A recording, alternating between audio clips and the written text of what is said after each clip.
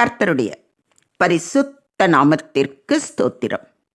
இன்றைய நாளின் தியானத்திற்கென்று தெரிந்து கொள்ளப்பட்ட வேத வசனம் பரிசுத்த யோவான் எழுதின நற்செய்தி நூல் 17ஆம் அதிகாரம் 19ஆம் வசனம்.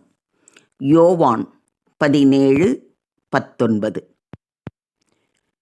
அவர்களும் சத்தியத்தினாலே பரிசுத்தமாக்கப்பட்டவர்கள் ஆகும்படி அவர்களுக்காக நான் என்னைத்தானே பரிசுத்தமாக்குகிறேன். ஆமென். யோவான் எழுதிய இந்த 17ஆம் அதிகாரம் இயேசு கிறிஸ்துவினுடைய கடைசி ஜெபம் என்று அழைக்கப்படுகிறது. Our Lord prayed as a man and as the mediator of his people. Yet he spoke with majesty and authority as one with and equal to the Father. நம்முடைய ஆண்டவராகிய இயேசு கிறிஸ்து, பிதாவே, வேளை வந்தது, நீர் உம்முடைய குமாரனுக்குத் தந்தருளின யாவருக்கும் அவர் நித்திய ஜீவனை கொடுக்கும் பொருட்டு மாம்சமான யாவர் மேலும் நீர் அவருக்கு அதிகாரம் கொடுத்தபடியே உம்முடைய குமாரன் உம்மை மகிமைப்படுத்தும்படிக்கு நீர் உம்முடைய குமாரனை மகிமைப்படுத்தும் என்று வேண்டிக் கொள்பவர் தம்முடைய சீஷர்களுக்காக வேண்டிக் கொள்வதை தொடர்ந்து இந்த அதிகாரத்தில் வாசிக்கிறோம். இப்பொழுது நான் உம்மிடத்திற்கு வருகிறேன், அவர்கள் என் சந்தோஷத்தை நிறைவாய் அடையும்படி உலகத்தில் இருக்கையில் இவைகளை சொல்லுகிறேன். நான் உம்முடைய வார்த்தையை அவர்களுக்கு கொடுத்தேன், நான் உலகத்தான் அல்லாதது போல அவர்களும் உலகத்தார் அல்ல, ஆதலால் உலகம் அவர்களை பகைத்தது.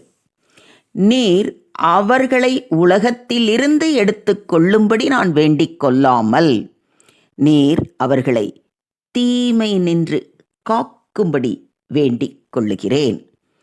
நான் உலகத்தான் அல்லாதது போல அவர்களும் உலகத்தார் அல்ல.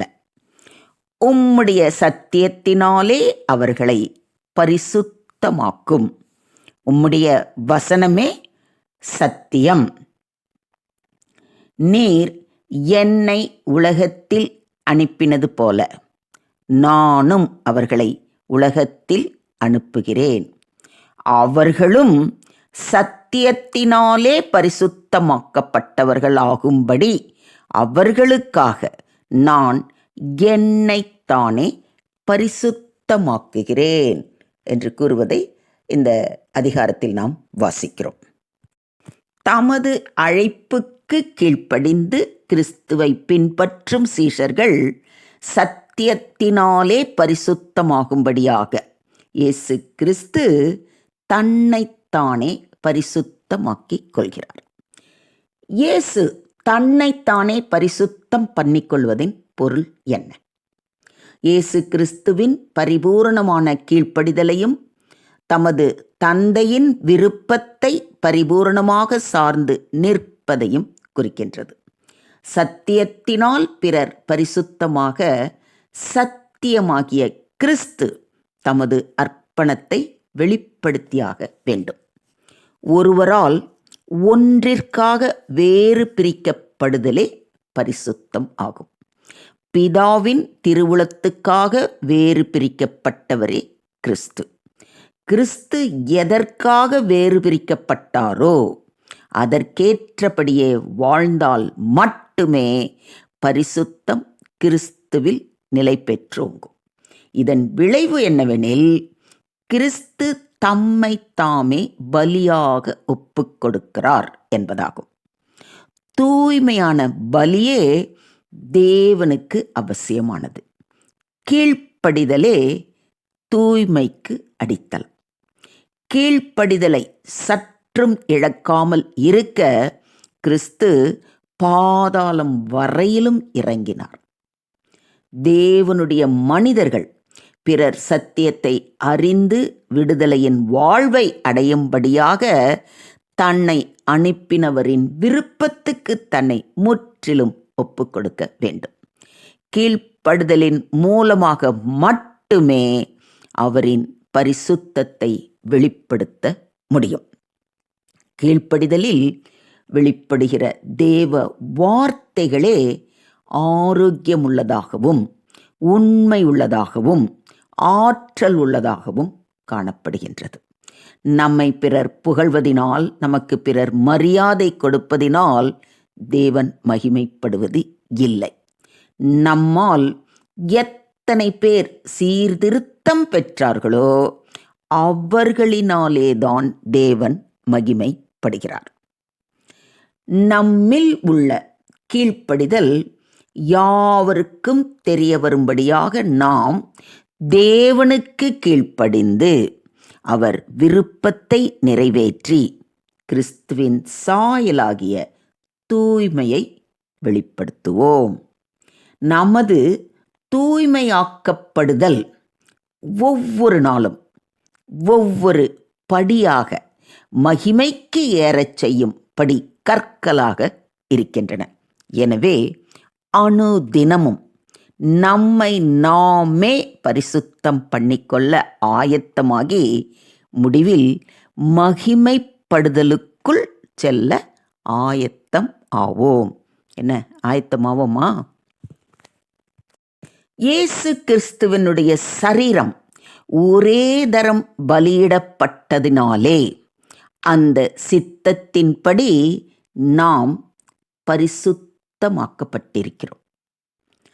இந்த பரிசுத்தத்தை நாம் பெற என்ன செய்யணும்? உங்களுக்கே நல்லா தெரியும்.